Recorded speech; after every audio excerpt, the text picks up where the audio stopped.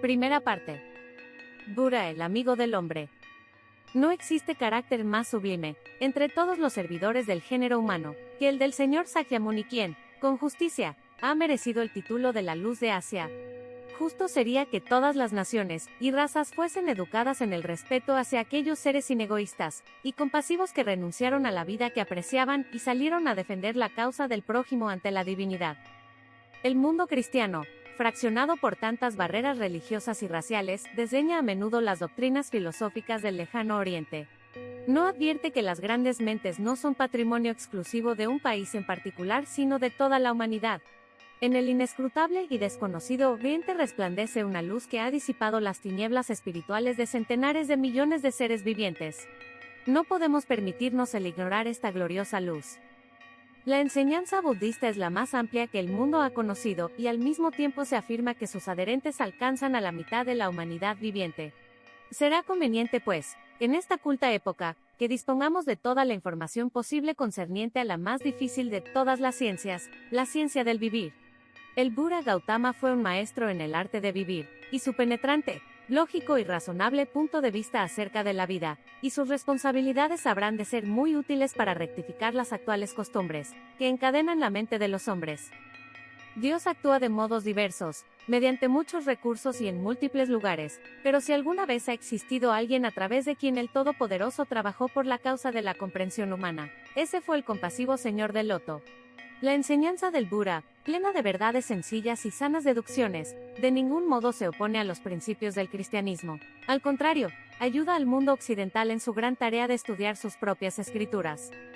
Estudiando la condición del gran príncipe Siddhartha, sobre quien descendieron, o mejor dicho, dentro de quien se desarrollaron los áureos poderes del budado, descubrimos que estamos encarando un doble misterio. En primer término, tenemos el individuo histórico. Lo hallamos luchando contra la intolerancia religiosa de su época, convertido en adalid de la causa del hombre común, y ofreciendo por igual, a los humildes y a los poderosos, la misma esperanza de inmortalidad. En segundo lugar, y paralelamente a esto, tenemos el mito cósmico relacionado con una grandiosa cadena de celestiales dures y bodhisattvas, de los cuales el humilde peregrino de dorado atuendo era el 29º. Si bien poca duda cabe acerca de que realmente vivió, el verdadero misterio del señor Gautama y su peregrinación en busca de la sabiduría yace en la interpretación espiritual de la alegoría histórica. El maravilloso iniciado, que ganara el dorado manto de la inmortalidad con su sinceridad y su devoción, demostró las infinitas posibilidades latentes en la evolucionante conciencia de cada ser. A menudo se hace referencia a Jesús como el león de la tribu de Judá, y es interesante observar que al Buda también se le adjudica el título complementario de Sakyashina, que significa león. La vida del Buda es un notable relato de altruismo, servicio y grandiosos ideales. Fue hijo de un rey, rodeado de lujo, a todo lo cual renunció para así poder salir como peregrino mendicante en busca de respuesta a los problemas del destino humano. Se cuenta que en su juventud, viendo tanta miseria a su alrededor, decidió dedicar su vida a conseguir respuesta a los tres grandes interrogantes: ¿de dónde venimos? ¿Por qué estamos aquí? ¿A dónde vamos? Esta decisión fue resultado de 4 sucesos notables, que algunos aceptan como hechos literalmente acaecidos, y que otros califican de visiones que se le hicieron percibir a fin de que no pudiese olvidar el magno ministerio para el cual vino al mundo. El primero de estos misteriosos acontecimientos le obligó a poner su atención sobre el problema de la vejez, la enfermedad y la muerte. ¿Por qué envejecemos?, preguntó, pero nadie pudo responderle. ¿Cuál es el origen de la enfermedad, que súbitamente y sin razón aparente, marchita la vida y priva al hombre aún de una temporal felicidad? ¿Qué es esa forma silenciosa y fría yacente en el lecho de muerte? ¿Muere allí la conciencia? ¿Es la muerte el fin de todo, o es una liberación, un portal que se abre hacia otra mansión más allá? El joven príncipe meditó hondamente sobre esos problemas, mas no pudo hallar respuesta. Entonces sobrevino la cuarta visión, siéndole revelada la imagen de un santo, de apacible y calma faz, con la certeza de la inmortalidad en el alma. Así le fue mostrado al príncipe, con el ejemplo del humilde mendicante, que la paz y la comprensión eran la verdadera felicidad. Impulsado por las grandes necesidades de los hombres, el príncipe de la India abandonó silenciosamente su palacio y, dejando atrás todo terrenal apego, marchó pobre y solo entre montes y valles del Indostán, interrogando a todos cuantos se ponían en contacto con él si podían arrojar alguna luz sobre el misterio de la vida humana. Nunca obtuvo respuesta. Los sabios argumentaron y filosofaron sobre muchas cosas, pero ninguno pudo desatar el nudo del destino humano. Mortificó su carne y por sus ascéticas austeridades cobró gran fama de santo. Oró, ayunó y marchó rodeado de discípulos que lo adoraban por su incansable celo y su notable valor. Finalmente, debilitado por la desnudez, atormentado por el severo ascetismo y desnutrido, su cuerpo se abatió, y de pronto el joven peregrino fue consciente de que todo su ardor y automortificación no lo habían llevado a ninguna parte, que estaba tan lejos de la solución como cuando vivía ocioso en el palacio de su padre. De resultas de tan franco diálogo consigo mismo, Gautama pidió alimentos y los comió con deleite. Inmediatamente lo abandonaron sus discípulos, y el ídolo de la India se desplomó de su sitial. El gran santo había comido como lo hacían los pecadores. Abandonado y acosado por la incertidumbre, siguió andando, tentado por los demonios de los mundos inferiores, y debilitado por el reconocimiento de su propio fracaso. Finalmente, débil y abandonado, Gautama se cobijó bajo el amplio ramaje del Bou, donde tomó la firme decisión de permanecer hasta solucionar definitivamente por sí mismo los problemas que lo atormentaban. Lentamente, a medida que las horas pasaban, una gran paz iba descendiendo sobre él. Su mente, ya no más atrapada por la angustia y la duda, se iluminó. Gradualmente se fue elevando sobre los mundos del espacio, y pudo abarcar así claramente todo el drama de la existencia humana. Vio tanto las causas de las cosas como su remedio. Los demonios que le habían acuciado hasta entonces, se doblegaron ante él en reverente adoración. La naturaleza toda se regocijó. Los dioses dispensaron sus bendiciones y el instructor del mundo quedó ya ordenado para su ministerio. Fue entonces que el príncipe Gautama se convirtió en el señor Buda. Perfecto en sabiduría y en comprensión, libre del velo de la ilusión, se levantó de su asiento bajo el ramaje del Bou, y partió a predicar el evangelio de la liberación. Atravesando la antigua Benarés, se detuvo en la aldea de Sarnath, donde se encontró con 5 de los discípulos que le había abandonado, les persuadió que le escucharan y allí, sobre un montecillo, rodeado por aquellos 5, el señor Buda predicó su primer sermón e hizo los primeros 5 conversos de lo que posteriormente habría de ser la religión más difundida del mundo. Durante un lapso de más de 45 años, predicó el Evangelio de la Iluminación, que él llamaba la doctrina del Dharma, la filosofía del sendero del medio. Él condenó todos los extremos, abolió la mortificación de la carne e instruyó a sus discípulos en una grandiosa filosofía moral, que tiene tanta validez hoy como el día en que se predicó por vez primera. Impulsó el giro de la rueda de la ley, y es hoy reconocido como uno de los grandes benefactores del mundo. Finalmente, después de más de 80 años de servicio para la humanidad, dejó este mundo, rodeado de sus discípulos, siendo las siguientes sus últimas palabras. Parto ahora al nirvana, mis preceptos os dejo. Los elementos del omnisapiente se disgregarán, pero las 3 gemas perdurarán. Monjes, os digo que, viéndose de disolver las partes y los poderes del hombre, trabajéis con diligencia por vuestra salvación. Las 3 gemas son, la vida del Buda, la enseñanza del Buda y la orden del Buda. Así se cerró el ciclo de la existencia terrenal de una de las más maravillosas almas que hayan jamás luchado para emancipar al género humano de las limitaciones de la ignorancia, que vivió y confió su alma a la filosofía en la que había adoctrinado a los demás.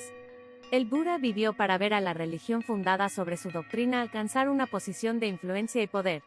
Se cuenta que él mismo quemó su propio cuerpo en la pira funeraria después de fracasar todas las tentativas por encenderla. Sus cenizas, divididas en 80.000 partes por el emperador Asoka, fueron llevadas a todos los ámbitos del mundo conocido, y para contenerlas, erigieron magníficos monumentos, dagobas y torres a aquellos que amaron sus enseñanzas. Baste lo dicho en lo que concierne al hombre y consideremos ahora el espíritu del budismo, mucho más antiguo e intrincado que el humilde ser que lo manifestara entre los hombres. Buda, el compasivo, quien después de haber dominado los deseos inferiores de vivir abrió en sí mismo el ojo búdico, tal como lo relata la leyenda del árbol Bou, estableció, finalmente, que 2 grandes leyes eran la verdadera clave del misterio del ser, y han llegado hasta nosotros con el nombre de ley de reencarnación y ley de karma. Se dice del mismo Buda que él recordaba más de 500 de sus vidas terrenas anteriores. Sobre los muros de uno de sus templos en Java hay una serie de relieves esculpidos en la roca que se supone representan todas sus apariciones sobre la tierra desde la época en que él era una tortuga marina.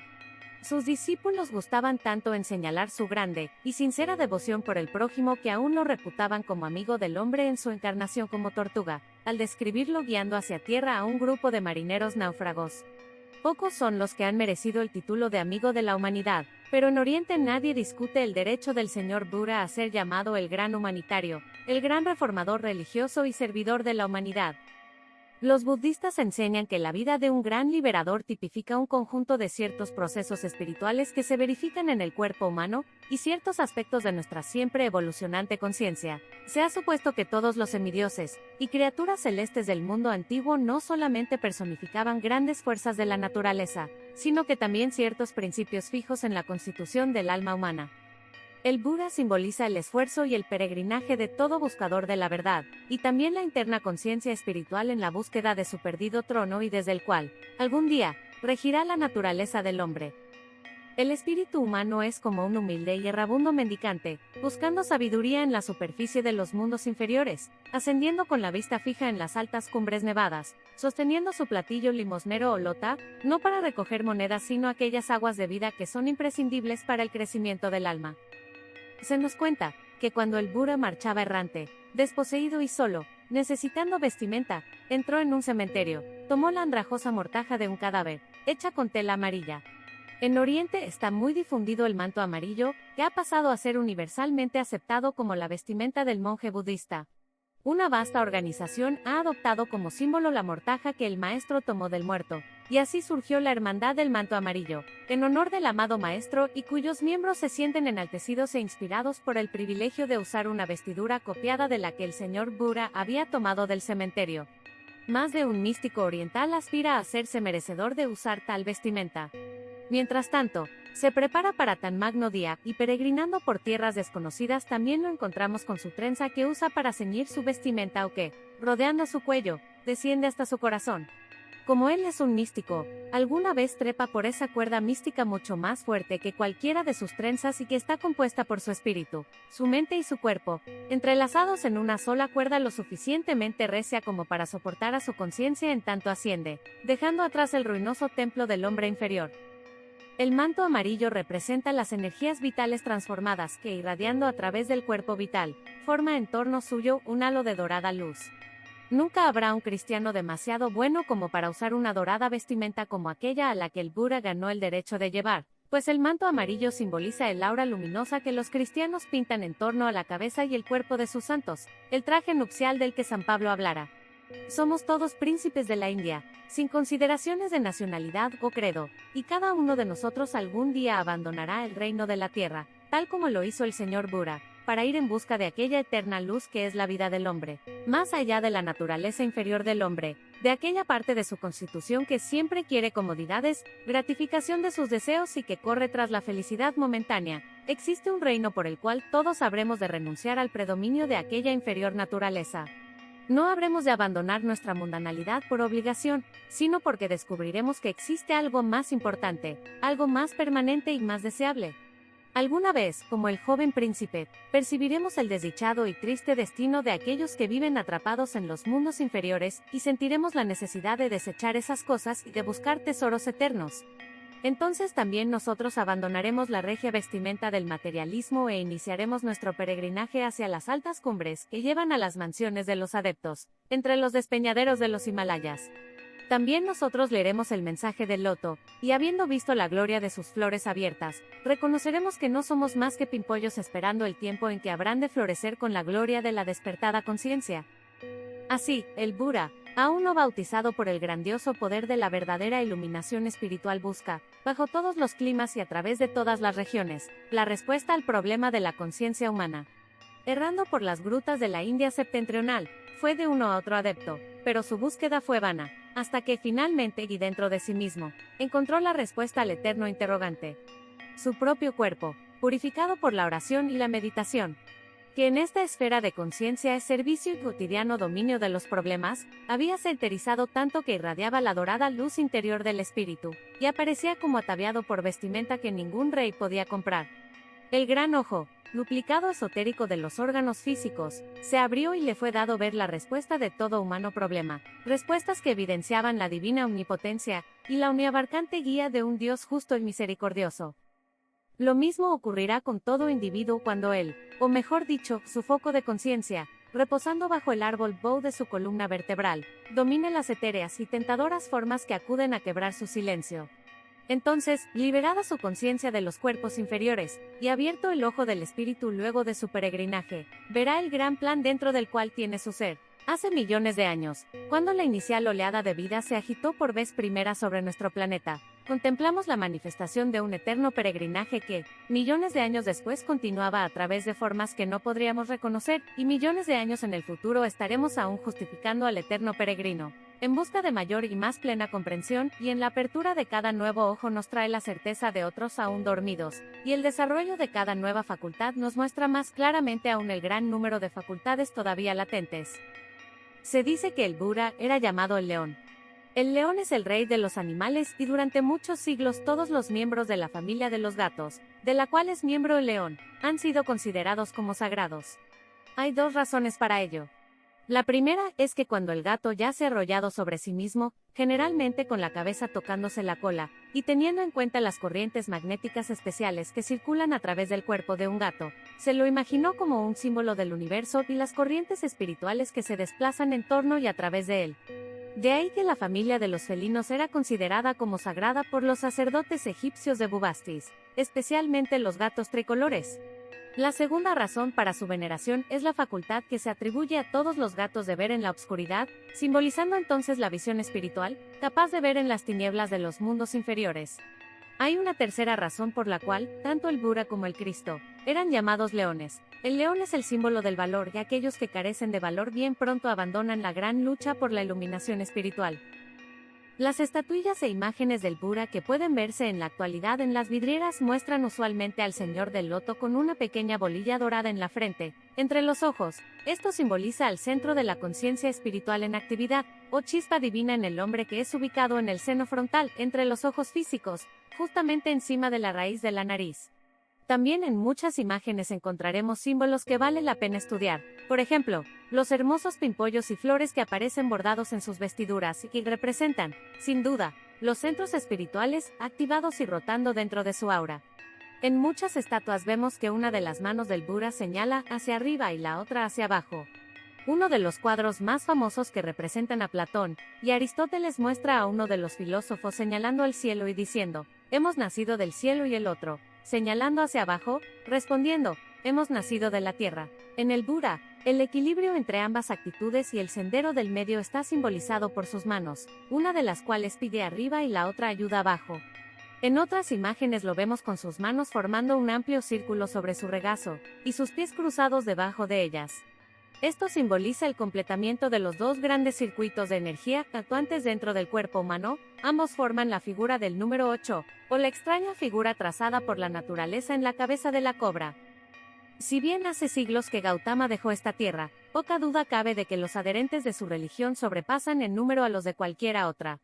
En los últimos años, numerosos cristianos han abrazado la fe budista, como resultado de una más auténtica comprensión, pues el hombre promedio no advierte que el cristianismo, como doctrina, incluye a todas las demás religiones. Mucho de la amplitud del cristianismo se ha perdido por la estrechez de algunos que se llaman a sí mismos cristianos, pero tiempo vendrá en que cada estudiante de la verdad se regocijará de encontrarla en todas partes, y comprenderá que el conocimiento que un cristiano puede obtener de las religiones que precedieron a la propia, si se utiliza adecuadamente, le ayudará a ser mejor cristiano. En las enseñanzas de todos los iluminados se encontrarán muchas conexiones que han sido omitidas, o mejor dicho, ocultadas por individuos de estrecha mentalidad, y sin las cuales el cristianismo resulta algo demasiado complicado para el hombre común. El Buda fue uno de los hijos de la Gran Luz, fue enviado por la Gran Fraternidad Blanca para actuar entre los hombres. Desempeñó fielmente su tarea de mensajero de los poderes de la luz y, sin distinción de credo o doctrina, todo el mundo debe rendir homenaje a esos altruistas seres que han trabajado por su mejoramiento. Pocos son los que han renunciado a tanto en nombre de la verdad como el príncipe Siddhartha, y en sus enseñanzas expuso, sin retaseos y sin temores, las verdades en que creía. Así como Jesús desgarró el velo del templo de Jerusalén, y dio a toda la humanidad los misterios de la creación, así también el gran Buda, la luz de Asia, desgarró el velo del templo de Brahman, y llevó a los pobres y a los humildes, a los Sudras y a los esclavos, aquellas verdades que ahora se han difundido sobre más de los 3/4 del mundo conocido. Oriente lo ama por todo el bien que hizo, abriendo los portales de la inmortalidad a los pobres y a los humildes, transformando el ciclo de la esclavitud en ciclo del progreso. En épocas pasadas, los sacerdotes budistas fueron hacia Birmania, Corea, Japón, China, Java, Siam y muchos otros países, difundiendo la doctrina de compasión y de fraternidad entre millones de almas dolientes. En vez de convertir con la espada, el budismo se expandió convirtiendo mediante el amor, y probó que las cosas pueden crecer en la paz y prosperar mediante la cooperación, y su fe se integra con una serie de doctrinas educativas que ayudan a los hombres a desarrollar sus propias facultades aún latentes. Cada cual debería sentir qué cosa maravillosa es ser capaz de auxiliar a los que sufren. Hoy todavía somos los peregrinos, los mendicantes, que luchan en la vida buscando la verdad. Estamos donde estuvo Gautama en la época de su gran renunciación. Ante nosotros se extienden los dos senderos, el del egoísmo y el de la mortificación, y en medio de ellos se yergue el señor Buda, el radiante instructor del sendero del medio, quien sabiamente se ubicó entre ambos perjudiciales extremos, practicando el desapego y la moderación. ¿Cuál será entonces nuestra elección? La Gran Fraternidad Blanca, la escuela de los grandes maestros, actúa sobre el hombre mediante sus semejantes, no por medio de ángeles del cielo, y al dedicar nuestra vida al servicio del prójimo es cuando nos convertimos en posibles canales para la transmisión del bien, permitiendo que el poder de la luz haga uso de nosotros. Cuanto más nos mejoremos a nosotros mismos, y más desarrollemos nuestras latentes posibilidades, con aquella divisa y aquel propósito de servicio como pensamiento guía, tanto más próximo habrá de estar el día en que el Espíritu del Cristo o del Buda descienda sobre nosotros, y de canales inconscientes, nos convirtamos en vehículos conscientes para la difusión de la verdad entre los hambrientos de ella que hay en el mundo. Deberemos realizar esta diseminación de la sabiduría mediante el empleo de las facultades que habremos desarrollado a lo largo de nuestro peregrinaje. Cuando pensemos en ese maestro de adeptos, veámonos en él a nosotros mismos con las ropas del mendicante y esforzándonos por cambiar las vestimentas de nuestros cuerpos inferiores por el dorado manto del budado, que habremos comenzado a entretejer desde el momento en que nos libremos del poder mortal de la ilusión. Comprendamos que, tal como el príncipe de la India, debemos llevar nuestro pequeño cuenco de mendicante, pidiendo limosnas eternamente, clamando por guía, fuerza y verdad y rogando para que podamos recoger en la pequeña copa de nuestra alma, y preservarlas en ella para gloria de Dios, las energías y fuerzas vitales que ahora derrochamos insensatamente en medio de la incertidumbre. Segunda parte. La filosofía fundamental del budismo. El budismo se funda en la doctrina de que la ignorancia es la causa de toda la miseria del mundo y de que solamente el conocimiento de sí mismo, de la relación de uno con el gran plan puede combatir esta ignorancia. Enseñó el Buda que de la ignorancia nacen el pecado y la injusticia. Si el género humano pudiese ver claro obraría rectamente, pero su visión enturbiada destruye el impulso de actuar y pensar rectamente que son absolutamente necesarios para una vida inteligente y una verdadera espiritualidad. Los dioses del Buda fueron hombres dioses, seres humanos que se elevaron por sí mismos por arriba de la ignorancia de la raza y quienes, asentados en elevadas cumbres, examinaron el fasto de la vida con esa plenitud que ennoblece todas las cosas, mientras el hombre, habitando en los valles, ve tan poco que todo le parece mal. Las 4 nobles verdades concernientes a la sabiduría y a la ignorancia merecen la más cuidadosa consideración. Buda condenó la existencia a causa de todas las miserias del mundo. Por existencia él quería significar esa separatividad individual en que la vida una se disocia temporariamente de la vida del todo y deviene muchas vidas. Estas, no advirtiendo ya su unidad original y esencial, ocasionan, en su ciega ignorancia, los pecados y dolores del mundo. Por eso la primera de las nobles verdades es: el existir como una personalidad separada condena al sufrimiento y al dolor. El primer sufrimiento podría ser caracterizado como el anhelo de las partes aisladas por conocer el todo que ellas integran. El compuesto vehículo en que el hombre vive consta de varios cuerpos y centros de sensación y de conciencia. El Buda enseñó que todos los frutos de la sensación eran pesares, y por eso llamaba a Raba a la miseria, que quiere decir excreciones provenientes del mundo de la sensación. A diario vemos en torno nuestro los frutos cosechados por quienes desean lo que no deben ni pueden tener, así como los resultados de su tendencia a eludir las responsabilidades que deberían asumir. Sabemos que en la mayoría de los casos los deseos y apetencias del hombre son la causa de su propia desgracia. También enseñó el Buda que el deseo de posesión del hombre era su mayor enemigo, porque el pensamiento y el deseo de acumular le extravían la razón y la inteligencia. Así llegamos a la segunda de las 4 nobles verdades. La causa suprema de la miseria es el deseo de poseer y conservar lo poseído. El estar apegado a algo implica sufrir en el momento de su pérdida, y el despreciar u odiar algo traerá el disgusto de su proximidad. El deseo de poseer algo que está fuera de nuestro alcance normal es convertirse psicológicamente en un criminal y puede llevar al robo, la violación o el crimen. El valorizar una cosa es el punto de partida del deseo de poseerla, por eso el Buda enseñaba a valorizar tan solo al recto conocimiento, que es lo único capaz de probar la inutilidad de todo lo demás. Cuando el alma comprende la inutilidad y la transitoriedad de las posesiones, se librará del deseo, y habiéndose liberado del deseo habrá escapado de la red que el Rey de la Muerte arroja para esclavizar las almas humanas. Esto nos lleva a la comprensión de la tercera de las 4 nobles verdades. La liberación del dolor se logra desechando todos los deseos salvo el de recto conocimiento. Al mismo tiempo comprenderemos que el apego es la causa del temor a la muerte, y que cuando el hombre no está identificado con sus cuerpos, sus vaivenes lo dejarán imperturbado, mientras que si los ama llorará su muerte, y si los odia llorará con su advenimiento. En tanto que sus ojos sean capaces de llorar, su alma no estará aún madura para la sabiduría. Mientras sea capaz de acumular o repartir, será incapaz para la sabiduría. En tanto aprecie algo por sobre todo, será inapto para la sabiduría, porque el perfecto control de sí mismo es el sendero medio entre la alegría y el dolor, entre el amor y el odio, entre la vida y la muerte. El sendero del medio es el sendero del Buda.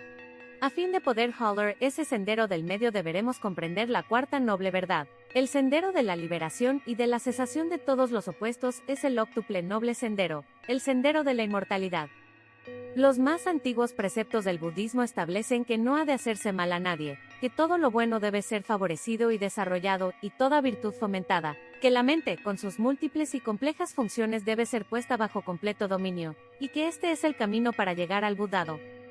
Hay toda una grandiosa filosofía subyacente tras estas prescripciones, basada sobre ciertas concepciones fundamentales. La primera de ellas es que la vida, tal como la vemos en torno nuestro, no representa la totalidad de la existencia. La existencia guarda la misma relación con la vida que el tiempo con la eternidad. El tiempo puede establecerse en cualquier punto de la eternidad, pero la eternidad será siempre la suma del tiempo. Del mismo modo, la existencia puede establecerse en la vida, pero la vida es la suma de la existencia. La existencia es irreal, la vida es real.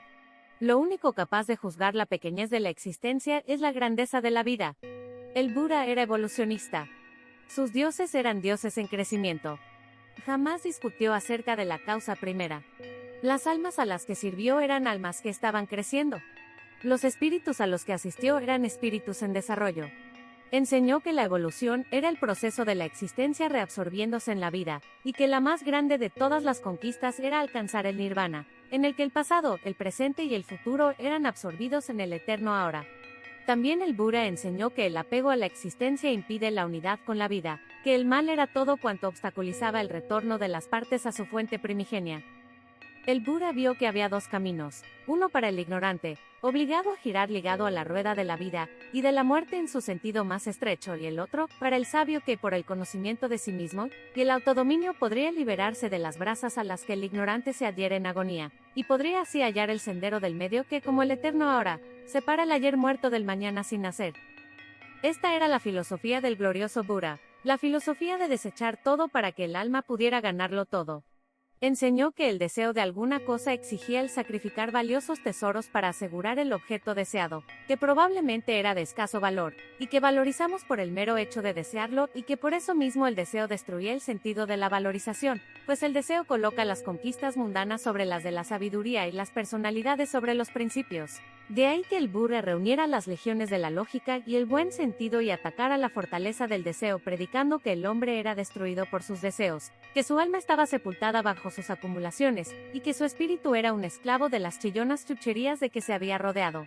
Enseñó y que el rico no tiene descanso, pues ha de dormir sobre las bolsas de dinero con la espada en la mano para defenderlas, y el pobre tampoco lo tiene, porque siempre es aniquilado en su tentativa de sustraer riquezas del montón del rico. En la disolución del universo estarán viendo el vacío sobre el cual disputaban, comprendiendo que se habían atado a sus posesiones, y que, no habiendo construido nada en el interior, carecían con qué enfrentar la eternidad. El Buda creía en la ley, fija e inmutable. La naturaleza tal como él la entendía, era buena, creciendo libre del deseo, que era su símbolo de todo mal. De ahí que la naturaleza, siendo impersonal, No tolere caprichos y no preste atención si los que trituran el eterno rodar de su mecanismo son santos o pecadores. El Buda no prometió ninguna expiación vicaria a sus seguidores, enseñando que fuese lo que fuese Dios, amaba a todas las cosas por igual, y que distaba mucho de ser indulgente con los caprichos de la humanidad. Comprendió que este globo en que vivimos, y esos mundos que conocemos solo existen un instante en el espacio, que todo lo visible cambia constantemente y que, ciertamente, lo que hoy florece mañana decae.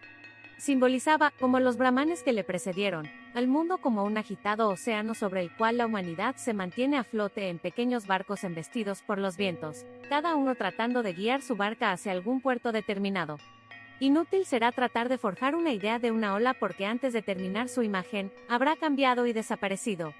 Así pasa con las cosas vivientes. Sería inútil tratar de colocar una señal en el mar porque no hay nada fijo sobre qué instalarla. El mar es la vida, tal como lo vemos siempre cambiante, sin repetirse jamás. Quien trate de seguir sus modalidades habrá de tener tantas en sí como el mar. Quien en ella busque algo permanente estará tras un inalcanzable fuego fatuo. Así como Jesús caminó sobre las aguas, también el Buda enseñó a sus discípulos a mantenerse firmes sobre las olas, y mediante el claro desapasionamiento de sus mentes servir a lo permanente en todo, y no ser desviados por la blanca espuma y las rompientes olas que, como toda empresa humana, permanecen un instante en la cresta, y luego son tragadas al fondo del mar. Soberano sobre el incesante cambio, permanente, inconmovido, el Buda estaba sentado en meditación, pues la perfecta paz y tranquilidad fueron el símbolo de su logro. Rodeado de multiplicidad de cosas, él solo permanecía consciente de una, la eternidad y la permanencia de su espíritu inmortal. Esparcidas por todo el oriente vense estatuas del Buda meditando. Su faz serena, grandiosa e inexpresiva mira hacia abajo desde elevados altares obscuramente visibles a través de las celosías de los ventanales de los templos. 100.000, 1.000.000 de imágenes, grandes y pequeñas, nuevas y viejas, algunas adornadas y alajadas, otras derrumbadas y cubiertas de malezas, pero siempre una misma expresión, un maravilloso e impasible semblante y en cuya serenidad de líneas están yacentes todas las expresiones. Muchos imperios budistas se han desmoronado y millones de sus estatuas han sido abatidas por el despiadado salvajismo del hombre. Los cataclismos sísmicos han derrumbado las grandiosas imágenes, dejándolas semienterradas. Sus templos han sido incendiados sobre ellas y sus monjes desterrados, pero aún irradia paz el gran rostro, inalterado, inconmovido, indiferente al vaivén de las cosas, y habla con más fuerza que las palabras para el espíritu de fe. Si los hombres de Occidente pudiesen conocer el camino de la inmortalidad del Buda, si solamente la discordia, la agitación y la incesante confusión pudiesen dar lugar a la paz y dignidad de su antiguo sendero, viviríamos mucho más y podríamos realizar mayormente. Pero el mundo occidental está dominado por sus deseos, vive tan solo para sus sentidos materiales, diviniza la ilusión, cada alma tiene su precio en oro y plata, y los niños que vienen al mundo son educados como máquinas insensibles destinadas a llevar a la culminación el proceso de acumulación. Nunca más que hoy tenemos necesidad de sus enseñanzas, que mostraban a sus discípulos la falacia de la búsqueda mundana, y que la felicidad solo deriva de la sabiduría, y que la paz es tan solo un subproducto, una de las muchas virtudes resultantes del recto vivir y tan solo de él. Vivimos en un mundo de ciclos y a ciertos intervalos se recapitula lo que ha sucedido precedentemente. Algún día reconoceremos la necesidad del autocontrol, y entonces recordaremos más cariñosamente que ahora al que tanto sufrió, y tan sinceramente trabajó para transmitir ese conocimiento al mundo. La del Buda es la buena ley, porque él dice: quien no es feliz con poco no lo será con mucho, quien no aprecia lo pequeño no podrá ser cuidadoso de lo grande, a quien lo suficiente no basta está al margen de la virtud. Pues el cuerpo físico vive de un día para otro, y si se le proporciona lo que realmente necesita habrá tiempo todavía para la meditación, mientras que si se trata de darle cuanto desea la tarea sería inacabable. El Buda enseña a sus discípulos a vivir no para el día solamente sino para ese gran día en que las vidas parecerán breves, y los nacimientos y muertes como el oscilar de un péndulo, en que sus vicios seguirán desafiando eternamente a sus almas a menos que se los haya rectificado, a ser humildes, sencillos, modestos en todo, afectuosos para todos, no solamente con los seres humanos sino que también con las flores y los animales, a cuidar y servir a toda manifestación de vida, que la vida persiste sobre la vida, y que por eso la vida tiene una deuda con la vida. Que aquellos que mueren para que otros puedan vivir no mueren en vano sino que aquellos que viven por sobre ellos usarán esa vida tan libremente dada para servir a la vida una que todo lo dio. H.G. Wells tomó al gran Buda, le arrancó sus diademas, le quitó sus doradas vestimentas, despojó a la fe de sus posteriores agregados, y presentó al Buda tal como era en realidad, el simple peregrino, el corazón cariñoso y inegoísta, que paseó por la superficie del mundo sus tres grandes interrogantes, con plena conciencia de que hasta tanto no fuesen contestados, el género humano no podría ayudarse a sí mismo y colaborar con el plan que le había dado el ser. Las respuestas que él dio fueron: ¿de dónde venimos? Del pasado, de lo que hemos hecho antes, de las tareas incumplidas, de los efectos incompletos de nuestros pasados vicios y virtudes, de los pecados de nuestra carne, de las tinieblas de nuestra ignorancia, de la cadena de vidas que nos alza del cieno y de la inmundicia, del comienzo de las cosas, de la fe del Dharma, de la caída de las cosas en la separatividad, de la diversificación del uno, llevando de vida en vida el lastre del pasado siempre con nosotros, formando un extraño grupo guiado por el demonio del deseo, de nuestras faltas y caídas, danzando alrededor de nuestras torturadas almas. Así llegamos al presente, trayendo con nosotros las virtudes y vicios del pasado, impelidos por la perpetua ley desde la ignorancia hacia la unidad de la sabiduría. ¿Por qué estamos aquí? A consecuencia del pasado, pues el pasado origina el presente y de este nace el futuro. Estamos aquí para terminar o al menos proseguir las tareas que dejamos incompletas desde el origen de las cosas. Hemos sido traídos aquí por nuestras alegrías y dolores, y la mayoría hemos sido conducidos hasta aquí por nuestros deseos, y aquí permaneceremos hasta que haya muerto el último de ellos, hasta que la última posesión haya sido renunciada, hasta que la última porción de personalidad que hayamos acarreado con nosotros retorne al gran todo de donde proviene. Si nacemos ignorantes, acumulamos; si nacemos en sabiduría, difundimos. Para el sabio, la vida que aquí se vive es una oportunidad para desembarazarse del lastre que ha acumulado en el pasado, de librarse de sus opiniones y puntos de vista, de sus concepciones de la vida y de la muerte, y de dejar todo eso atrás para comenzar a Holler, el sendero del medio. Ante el portal del futuro el camino se bifurca, uno conduce al nirvana, y es el noble sendero de la realización. El otro retrocede y se desvía más y más hasta que el espíritu aprende su lección y decide Holler, el sendero del medio. ¿A dónde vamos? Vamos a enfrentarnos con lo que hemos merecido, al encuentro de los efectos de las causas que promovimos.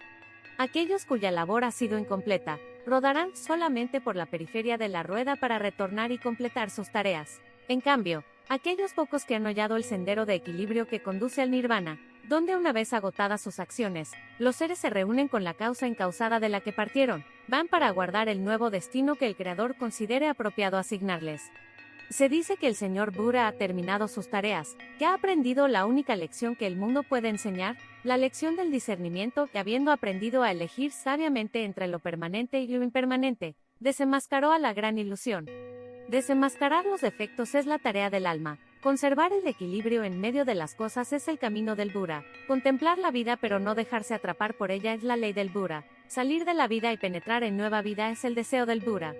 Reunirse con la causa infinita, volver a conocer al radiante uno del que todo proviene, unificarse con el eterno aquello que es suma de todas las cosas. Esto es liberación, esto es libertad.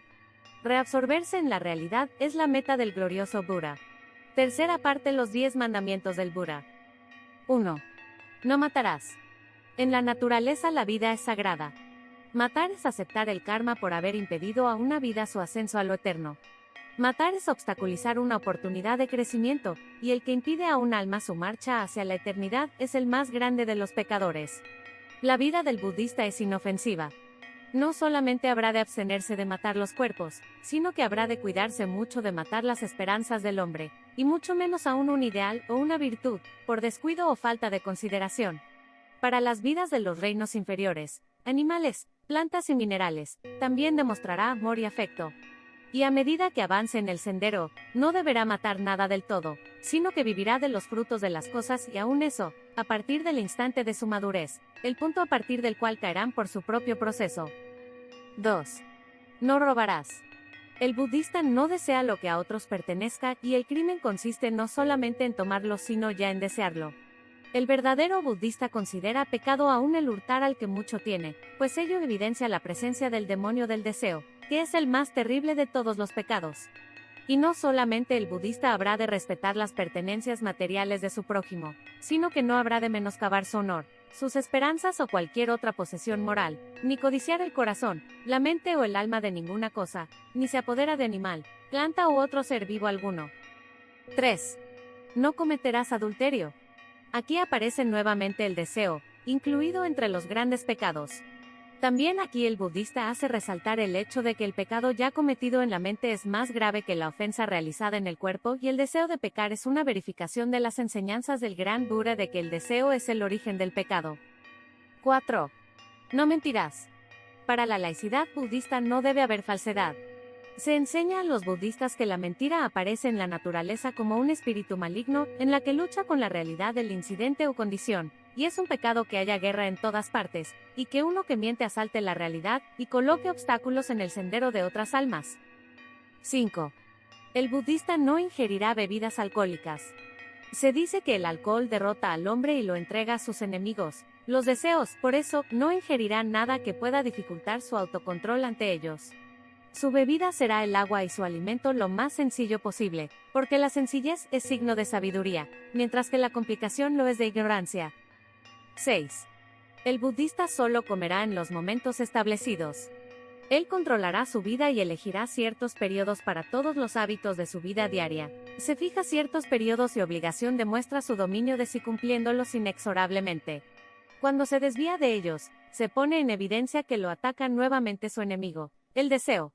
El hombre corriente, bajo condiciones normales, solo se compromete a guardar los 5 primeros preceptos. El resto es seguido por los monjes, los aspirantes y discípulos y todos aquellos que han asumido la responsabilidad del desarrollo, y se preparan para el sagrado sendero del medio. 7. El budista no se adornará, ni usará costosas vestimentas, perfumes, ni se engalanará con flores o cosas análogas. Esta observancia le obliga a no glorificar su personalidad ni a buscar más adorno que su virtud, que es el adorno perfecto y la perfecta joya, y solo tratará de adornar y glorificar su espíritu. Preservará y cuidará su cuerpo, pero nunca habrá de exaltarlo más allá de su condición humana. 8. El budista nunca se sentará en un sitial elevado. Siempre será humilde, comprendiendo que tan solo en la humildad hay seguridad para las cosas del espíritu. Reconoce al egoísmo como el enemigo mortal del crecimiento espiritual, y que el orgullo precede a toda caída. Solo al perfecto Buda le corresponde un trono, todos los demás han de prosternarse a sus pies. Tan solo la perfecta justicia puede ser exaltada a todos los rumbos. 9. El budista no participará de diversiones mundanas. No concurrirá a presenciar aquello que excite sus sentidos o que tienda a rodearlo de un ambiente materialista, porque la seducción de la mundanalidad es capaz de hacerle olvidar su falsedad e irrealidad. Deberá permanecer solo y sereno, meditando en cosas elevadas, libre de los enredos de los sentidos. 10. El budista no tendrá ni aceptará posesiones. El aspirante busca liberarse de las posesiones, y tan solo valorizará la posesión de la sabiduría, por eso lucha contra la tendencia a agregar a aquello de que trata de separarse. Cuarta parte: las 2 grandes leyes. Los budistas, en su filosofía, afirman que la ley y el orden son los supremos regidores de la naturaleza. La ley está más allá de los caprichos del hombre. Es fija y eterna, por eso, la sabiduría consiste en conocer aquellas leyes en que está basado el plan eterno, y armonizarse con ellas para cooperar con aquel. Para el budista hay 2 leyes supremas. La primera es la ley de reencarnación. Para el cristianismo corriente resulta dificultosa la comprensión de lo que es el ciclo de renacimientos, pero toda persona inteligente deberá llegar a reconocer que es la única respuesta al problema de la desigualdad humana. No puede concebirse que un Padre misericordioso castigue a una vida aún no formada y organice, tan solo guiado por el capricho, el destino de los seres vivientes. Es injusta la creencia de que la herencia hace padecer a un alma los pecados de sus padres, y sin embargo la mayoría aparentemente gusta más confiar en los caprichos de la deidad que aceptar la doctrina que descarga el peso de la responsabilidad de la vida de los hombres sobre sus propios hombros.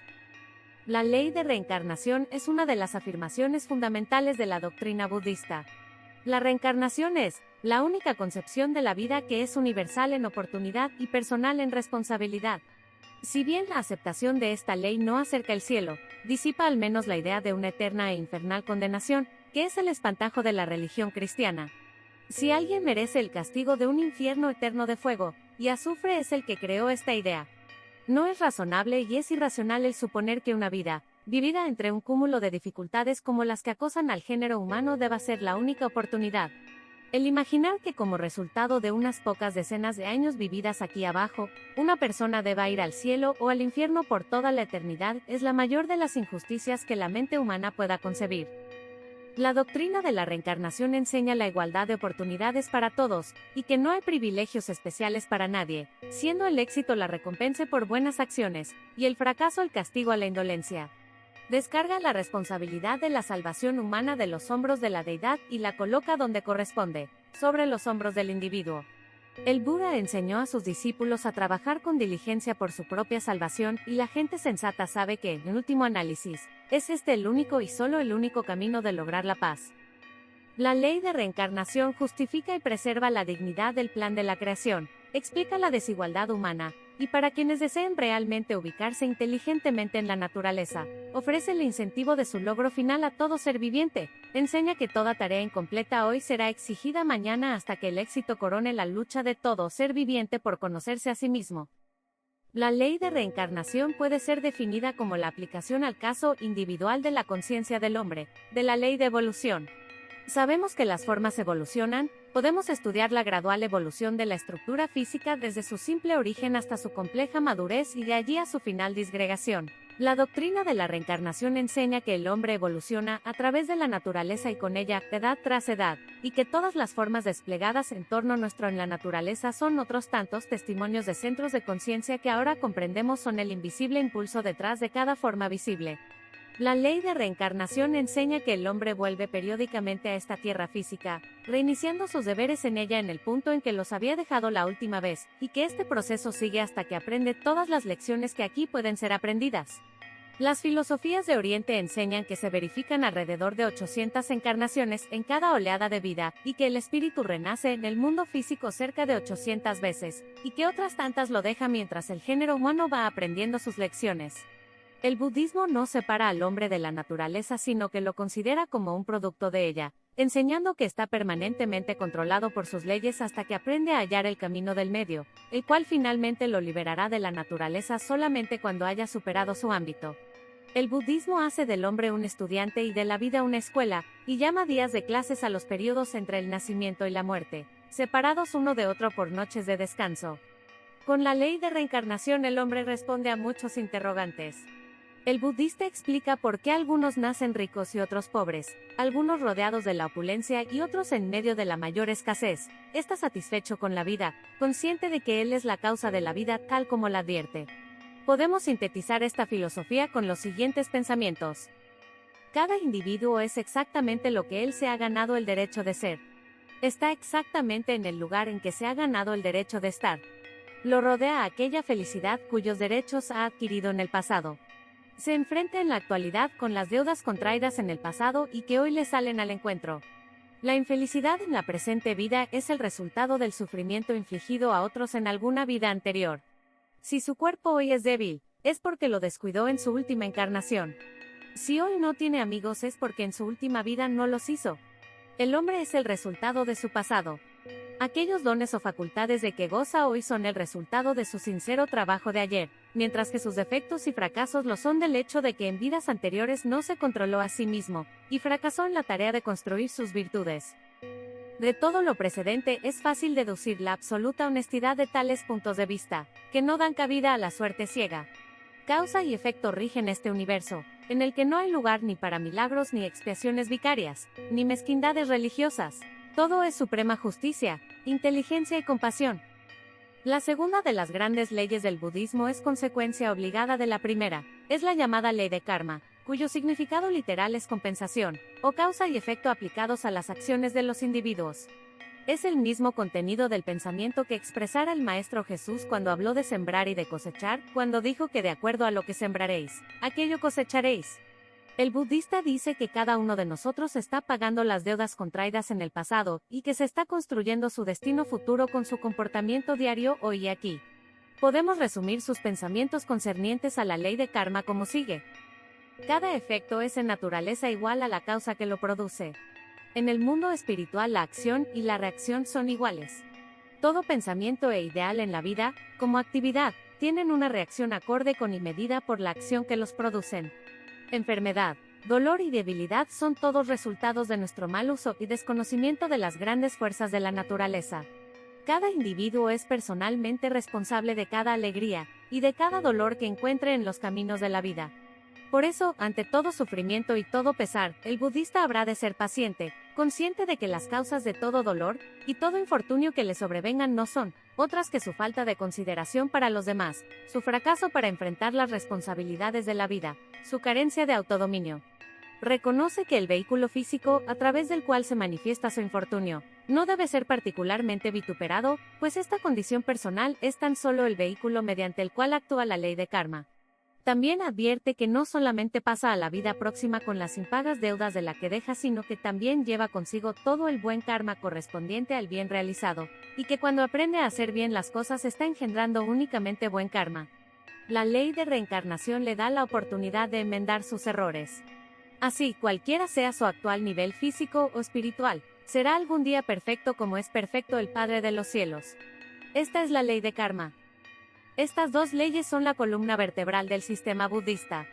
La actitud absolutamente impersonal y justa ante la vida es una de las más significativas glorias de la antigua fe budista. Ella considera superior la virtud a la riqueza y coloca la integridad por encima de todos los tesoros. La perfección se alcanza con los actos, y no por la oración, y la fe del Buda ofrece la gran esperanza, aún a la piedra y al leño, pues todo tiene su lugar en la naturaleza, pues todo está incluido en el gran plan evolutivo, en el que la perfección aguarda a todas las criaturas. Quinta parte. Las dos grandes virtudes. Aquellos que se empeñan en comprender el sendero del medio del Señor Buda, habrán de deducir dos grandes virtudes, pues este sendero es de doble esencia, y quienes lo huellen tendrán que realizar esta tarea desarrollando, por encima de cualesquiera otras, las virtudes de la compasión y de la renunciación. El aspirante budista busca constantemente transmutar la pasión humana en divina compasión, comprendiendo que todas las cosas, cuando son naturalmente usadas, son buenas, y que son perjudiciales cuando se las utiliza antinaturalmente. Busca convertir los deseos e inclinaciones personales antinaturales en las naturales bondad y consideración que deberán ser siempre los rasgos distintivos de nuestra interrelación como seres vivientes. El budista es adoctrinado en el sentido de servir a la vida, de colaborar con la vida y de reconocer la vida divina en todo. Esa vida a la que sirve es aquel invisible germen espiritual de autoconciencia que está oculto en los cuerpos incompletos de las cosas con las cuales entra en contacto. El estado de compasión va creciendo gradualmente en lo íntimo del ser del budista, hasta que solo vivirá para hacer el bien, sirviendo a la vida divina que ha aprendido a reconocer en todo. Abrigará la convicción de que la más grande sabiduría es la capacidad de reconocer el bien existente en todas las cosas. Esa convicción a menudo es destruida u obstaculizada por la ignorancia y el dolor, pero el budista se ha decidido a servir a ese bien, a esa esperanza existente en todo. Podríamos definir su compasión como amor impersonal. En lugar de centrar su afección en una sola cosa, el budista la vuelca al servicio y protección de todas las cosas, y entonces se dice de él que es compasivo y sabio.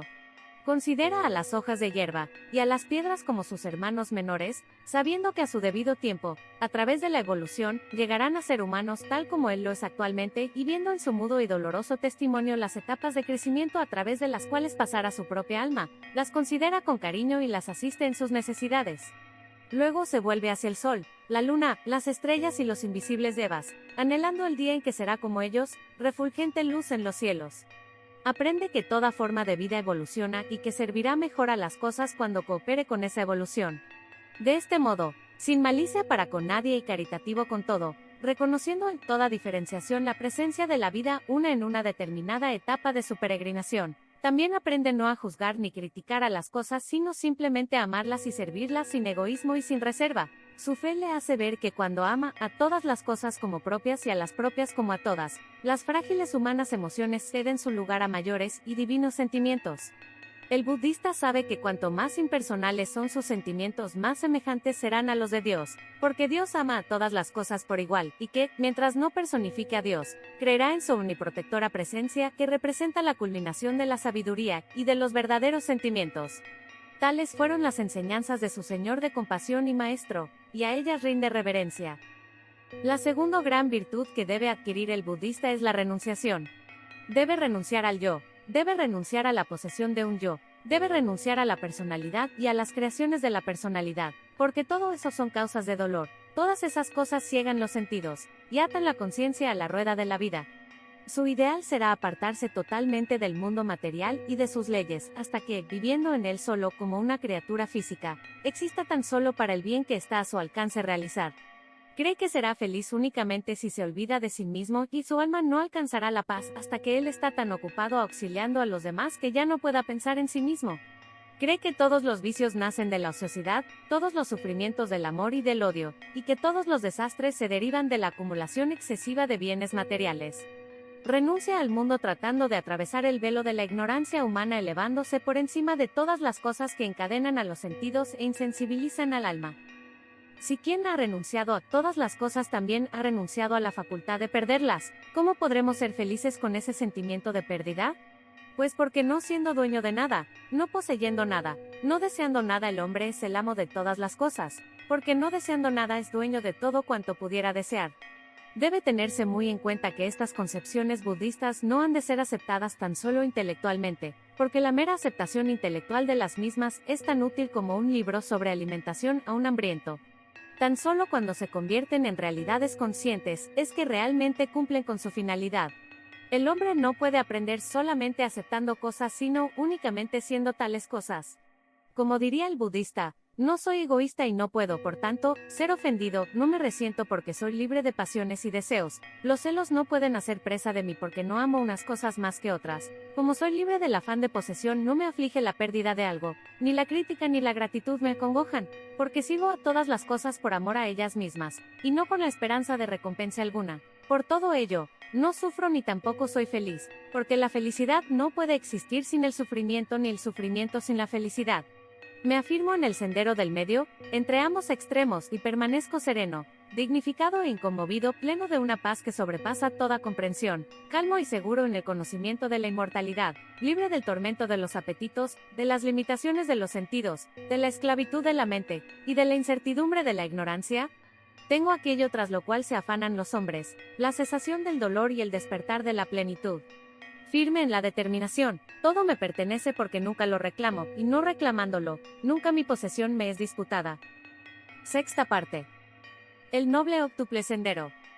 Son estas las santas perfecciones o senderos de iluminación tal como las transmitiera el 3 veces bendito Señor del Loto a sus discípulos, congregados a sus pies y que conciernen a aquellas cosas que conducen a la cesación del sufrimiento, al fin del dolor, a la vida plena y a la liberación de la rueda. Son los pétalos del sagrado loto que, floreciendo uno tras otro, revelan el áureo corazón, la perfecta ley. La primera virtud del noble octuple sendero es la recta creencia. Si alguien tiene un punto de vista sano respecto a la vida, será todo lo relativamente feliz que puede ser una criatura que encierra en sí mismo el elemento de la ignorancia. En cambio, es imprescindible para el progreso del alma humana el tener un punto de vista normal de la vida, y una concepción correcta de la relación de nuestra pequeña vida en la carne con nuestra gran vida en el universo.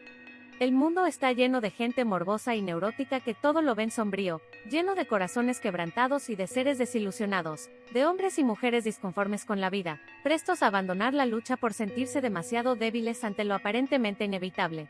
En otras palabras, el mundo está lleno de seres que no encaran sanamente la vida.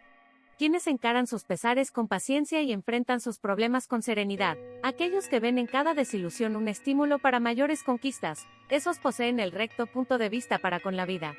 Los que resurgen triunfantes como el fénix de entre la ruina de los propios sueños, esos son los que han comprendido el primer precepto de oro del octuple noble sendero. Recta creencia en sí mismo y en los demás, un punto de vista que no sea ni de censura ni de aspereza, ni crítico ni impertinente, pero siempre confiado en el triunfo final del bien, apoyando siempre a las fuerzas del bien, tal es el recto punto de vista y la recta creencia. La segunda virtud del noble octuple sendero es la recta aspiración. Recta aspiración significa que aquello a que aspiremos sea valioso para nosotros. Tienen recta aspiración aquellos que aspiran a la sabiduría suprema, al máximo bien, al pleno desenvolvimiento de la propia naturaleza, a una más estrecha unión de las partes al todo en sí mismos, a una clara visión de que siempre debe discernirse lo verdadero de lo falso, lo permanente de lo transitorio, lo superior de lo inferior.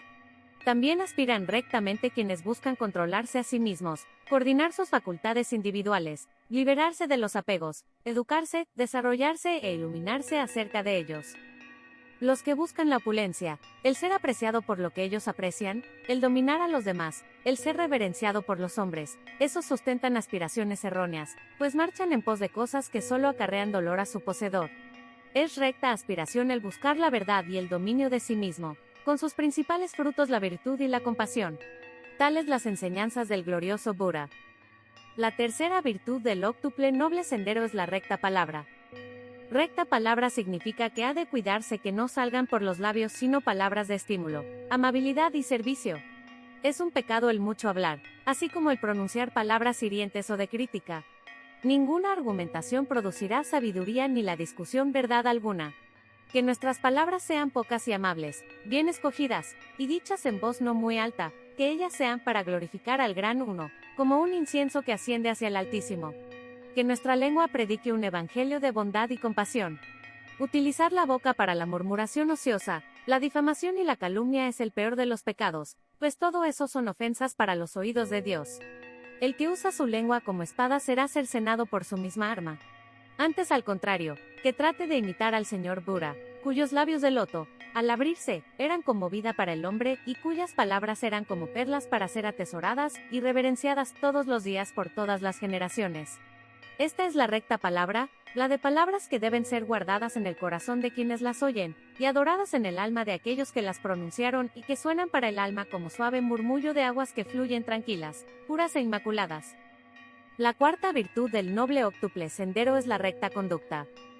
El aspirante a la sabiduría se destaca entre sus semejantes por su conducta, por la sencillez de sus modales, por la gracia y la dignidad de su alma que irradia esplendorosa a través de su cuerpo, cualquiera sea la conformación de éste, jamás se muestra ruidoso ni apresurado y por cada palabra que pronuncia escucha 12. Nunca descortés ni ofensivo porque no olvida su relación con quienes lo rodean, ni la amabilidad que se les debe. Cuando es el anfitrión es considerado con sus invitados, y cuando es el invitado es considerado para con su anfitrión. No hiere los sentimientos de nadie, pero predica el evangelio del sendero del medio con la gracia y la belleza de su espíritu. No participa de discordias ni conflictos, ni se inclina ni a favor ni en contra. Careciendo de prejuicios, no tiene ni posición ni egoísmo que defender. Sereno, sencillo y pacífico entre los combativos, callado entre los locuaces, equilibrado entre los excitados, viviente entre los muertos, huella el sendero del medio sin desviarse siquiera un instante. ¿Quién controla su lengua, su mano, su pie, su mente y su corazón? Ese no puede sino obrar rectamente. La quinta virtud del noble óctuple sendero es la de que cada uno debe adoptar un recto medio de vida. Al discípulo le está vedado emprender toda actividad contraria a sus principios, porque estos no pueden mantenerse cuando se los enfrenta unos a otros. Si mentir le es violento, no emprenderá nada que requiera mentir. Si para él nada significan ya los oropeles, debe abstenerse de usarlos. Si no aprecia ni el comprar ni el vender, no debe acudir a medios de vida que impliquen violencia contra esta su concepción de la vida. Ningún individuo sincero, independientemente de sus creencias, será capaz de tener dos morales, una para sus negocios y otra para su vida privada, una para con el prójimo y otra para consigo mismo. Tener dos patrones de medida es como no tener ninguno. Por eso, recto medio de vida significa que cada cual ha de adoptar un trabajo acorde con los principios que busca desarrollar dentro de sí mismo. Recto medio de vida implica también recta forma de vivir, recta alimentación, recta vestimenta, recto medio ambiente, recta armonía entre la vida privada y la vida externa. Todo esto es previo y necesario para que pueda brotar la sabiduría en el alma, porque ella es una perla inapreciable, y nadie puede conquistar este incomparable tesoro sino después de las más grandes luchas. No es fácil ser firmes, pero tan solo los firmes pueden aspirar a la sabiduría, porque firmeza y sabiduría son sinónimos. La sexta virtud del óctuple noble sendero es el recto esfuerzo. Todo se logra como resultado de un esfuerzo. Siempre debemos esforzarnos, pero deberemos esforzarnos inteligentemente, de otro modo nuestro esfuerzo no produciría ningún resultado. Se enseña al discípulo que desear algo sin estar dispuesto a esforzarse para merecerlo es un gran pecado. También se le enseña que en el mundo espiritual el candidato no puede aspirar a nada que no esté dispuesto a pagar en la moneda corriente en el plano en que se efectúa la transacción. Todo les llega a aquellos que se esfuerzan, y quienes lo hagan sinceramente obtendrán aquello por lo que luchan. La palabra sinceridad preside el principio del recto esfuerzo. Si vuestro motivo no es sincero, lo que se logra no servirá a los fines de la verdad que se persigue. Al discípulo budista se le adoctrina en el sentido de que debe ser sincero y honesto, y que toda otra clase de intención que no sea sincera y honesta es fatal.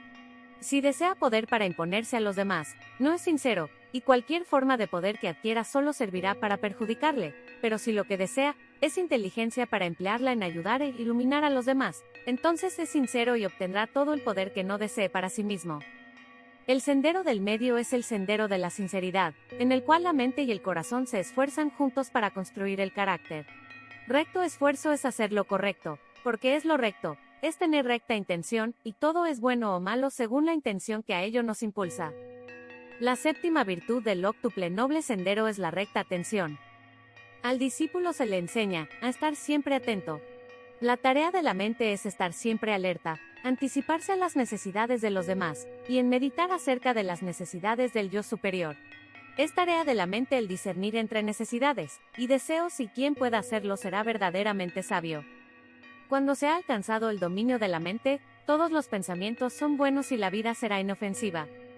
Más de un pecado es cometido primero en la mente de alguien que es lo suficientemente fuerte como para no materializarlo, pero cuya pensamiento, como cosa animada, se introduce en la mente de otro que es débil. Este comete el crimen, pero ¿quién es el verdadero culpable? La ley no puede responder, pero el místico sabe que quien condena es uno en cuya mente el mal pensamiento nació primero. La cortesía, la amabilidad, la consideración de las necesidades de los demás son virtudes de la recta atención, y ellas contribuyen en gran medida a hacer del mundo un lugar más habitable, porque grande es quien puede poner en orden la casa de su mente, y puede expulsar a los mercaderes y prestamistas del templo de sus pensamientos, tal como lo hizo el Maestro Jesús con los del templo de Jerusalén. La mente es siempre crítica, destruye, diseca y analiza, buscando constantemente las diferencias, y esto no está bien. La recta atención se cimenta en aquello que todos tenemos en común, erigiendo con la fuerza de sus pensamientos la concepción espiritual de la fraternidad, que alguna vez habrá de imperar en la tierra. La octava virtud del noble óctuple sendero es la recta meditación. En realidad esto pertenece a las prácticas místicas y ocultas de los budistas, tanto como a aquellos periodos de la vida durante los cuales el alma se repliega para habitar en el silencio y en las profundidades de su propia naturaleza. En el mundo occidental son pocos los que se atreven a penetrar en el templo de la soledad, porque sus vidas son tales, que los pensamientos son sus enemigos en lugar de ser sus amigos. El mal que han causado, los fracasos que han tenido, se atropellan cual cortejo fantasmal en cuanto hay un poco de silencio en sus mentes. Los temores futuros son una obsesión, y los del pasado una abrumadora marea. De ahí que viven en un deplorable torbellino de falsedad para escapar a los pensamientos que los asaltarían si estuviesen solos. Los budistas enseñan que hasta que el hombre no puede encarar sin temor su propia vida, meditar sobre sus propias acciones y esforzarse honestamente para que éstas sean correctas, no estará preparado para el sendero del medio. Meditando acerca de la realidad con exclusión de todo lo demás, con el ojo de su alma abierto revelándole el espíritu de todas las cosas, el glorioso Buda entró en el nirvana. En menor escala, cuando el discípulo se sienta para su diario coloquio consigo mismo, tan necesario para el verdadero desarrollo del alma, se separa por un instante de su cuerpo y mente y considera el conjunto de sus acciones, marchando así desde la sombra de lo temporal hacia la luz de lo eterno, siendo estos aquellos anhelados instantes de la jornada en que, a pesar de estar rodeado de dificultades, se aparta del mundo en el estado de equilibrio interior habitual del monje, morando en el espíritu del Buda, la eterna luz. En esto consiste la recta meditación, en que el espíritu humano debe ubicarse por un instante en la cumbre y contemplar desde allí todo su universo. Separado por un momento de sus gustos y aversiones, de todo cuanto es personal, verá con nitidez la finalidad de todas las cosas. Fortalecido por su realización, profundizado por su santa comunión, expandido por la luz que se le revela, el aspirante retorna a sus diarias tareas inspirado por su visión que le atestiguan sus momentos de recta meditación. Séptima parte. El nirvana, culminación de la extinción. La mayoría de los occidentales que estudian la literatura de Oriente llegan a conclusiones erróneas en lo que se refiere a la doctrina oriental del nirvana. Se lo ha interpretado como queriendo significar el fin de las cosas, pero no es este su significado intrínseco. El del destino final del alma humana es uno de los problemas acerca del cual poco es lo que en forma definida puede decirse. La mente humana parcialmente desarrollada como hasta el presente, es incapaz de pensar o siquiera de especular inteligentemente acerca de las finalidades últimas. A la mente le es filosóficamente imposible conjeturar con éxito o inteligencia fuera del dominio de lo conocido. Por eso es que cuando creamos imágenes mentales acerca del futuro nos vemos obligados a pintarlas con los colores del presente. Cuando especulamos acerca de lo infinito debemos hacerlo en términos de lo finito. Y así, nuestras especulaciones, en lugar de llevarnos a los dominios de lo infinito, lo único que hacen es traer lo abstracto dentro de la existencia limitada que corresponde a nuestra área de acción. El nirvana, el fin de todos los comienzos, es la meta final del budista. Implica mucho más que un cielo. Es una condición de absorción, un estado de eliminación de lo personal en el cual lo múltiple es reabsorbido en el uno. Muchos arguyen que esta absorción final es contraria a la ley del eterno progreso, y que hace de la vida algo inútil, pues se preguntan, ¿para qué se nos dio una inteligencia si finalmente hemos de perderla? ¿Por qué hemos de sufrir experiencias si luego la memoria, como facultad de recordarlas, habrá de ser destruida? Aún muchos budistas no comprenden cabalmente la doctrina del nirvana, porque ella implica un estado tetradimensional de conciencia que no puede ser conceptualizado porque carece de análogos o paralelos. La doctrina puede expresarse como sigue. Después que cesa el giro de la rueda de nacimientos y muertes, y la evolución lleva al espíritu del hombre hasta el punto en que absorbe en el yo todo lo que el no yo pueda dar, y extrae del mundo objetivo todas las lecciones de la existencia, queda libre del ciclo de la existencia, porque en la inherente naturaleza del espíritu no entra ninguna de aquellas facultades o funciones concretas que lo aferran a los planos de la manifestación objetiva. El hombre es un complejo y sus partes principales son el cuerpo y el espíritu. Gradualmente el cuerpo se va transmutando en cualidades anímicas, las que a su vez son absorbidas en la naturaleza espiritual. Cuando este proceso de transmutación se completa, el individuo deja aquellos planos de la naturaleza que existen para quienes todavía se debaten en su naturaleza material, y se incorpora a los mundos de naturaleza espiritual. El espíritu es tetradimensional, interpenetrante, está en el centro de todas las cosas, y es a la vez la suma de todas ellas. Su centro no está en parte alguna y su periferia en todas. El individuo desaparece como personalidad cuando sus cuerpos inferiores, que originan la ilusión de la existencia de una personalidad separada, son transmutados en cualidades del alma, y deja a su vez de existir como individualidad cuando la mente es absorbida en la naturaleza espiritual. Si bien han desaparecido aquellas características por las cuales era posible reconocer tal individualidad, su naturaleza espiritual no es ni interferida ni perjudicada. Quienes han entrado en el nirvana no han cesado de ser unidades de conciencia, pero a semejanza del universal espíritu en que moran, han expandido su conciencia a todo el ámbito espiritual, y como resultado de ello se unifican con el núcleo espiritual subyacente en todas las criaturas. El espíritu que ha logrado tal grado de desarrollo no aparecerá ya más en el mundo como una personalidad. No tendrá discípulos, no predicará. Podríamos decir más bien, que predica a través de todos los seres, pues se manifiesta desde el núcleo de sustancia espiritual residente en todas las cosas, convirtiéndose en un poder benefactor en el universo, y en una aspiración en el alma de cada cual. Por eso continuará como un principio, y sus realizaciones se convierten en el anhelo de realización en la vida de todas las cosas. Tal será alcanzado el aniquilamiento como hombre o como mujer, pero como un espíritu divino recién ha encontrado la oportunidad para un magno servicio. A menudo repetimos la frase del Cristo en vosotros, la esperanza de gloria. Se enseña en Oriente que cuando uno de nuestros hermanos mayores alcanza el nirvana y cesa como personalidad, deviene un gran impulso para la vida de todas las cosas, incrementando en cada criatura el poder de alcanzar lo que ellos han alcanzado, y la capacidad de cada alma dándole el fruto de su propio crecimiento espiritual. Por eso se dice que el espíritu muere para el mundo de los efectos al alcanzar el buddhado, y nace en el mundo de las causas para formar parte integrante de aquel gran océano de inmortalidad que llamamos espíritu, o gran océano de cristal ante el escaño de la divinidad. La vida no cesa, el individuo pasa, así como la evolución enseña que el individuo alguna vez habrá de fragmentarse en un sistema solar hecho de millones de partes, al unificarse con la vida y el espíritu de cada una de esas partes. Así también se enseña que en la consecución del nirvana la personalidad es fragmentada en millones de partes que se convertirán en partes de la personalidad de la naturaleza, pero que aún son una conciencia, así como Dios es uno pese a la existencia de millones de sus partes. Al alcanzar el nirvana el espíritu llega a una etapa en que puede ser dividido en millones de partes y sin embargo seguir siendo uno. Tal es el nirvana de Oriente que el individuo participará de todas las cosas, que llegará a ser un estímulo interno para la realización del alma de todas las cosas, un impulso dentro de la naturaleza de las cosas, una voz clamando en el desierto del mundo, intercediendo, desde lo íntimo de quienes aún actúan en sus cuerpos inferiores para que puedan unirse a aquella corriente ascendente que siguiendo el sendero del medio desemboca en la conciencia de la unidad al perder su ilusión de separatividad. El nirvana, el final de todo cuanto tuvo un comienzo, es aquel punto en que el hombre se reunifica con el yo, consciente con la conciencia del yo, y consciente más allí del dominio del yo. Om Mani Padme Hum.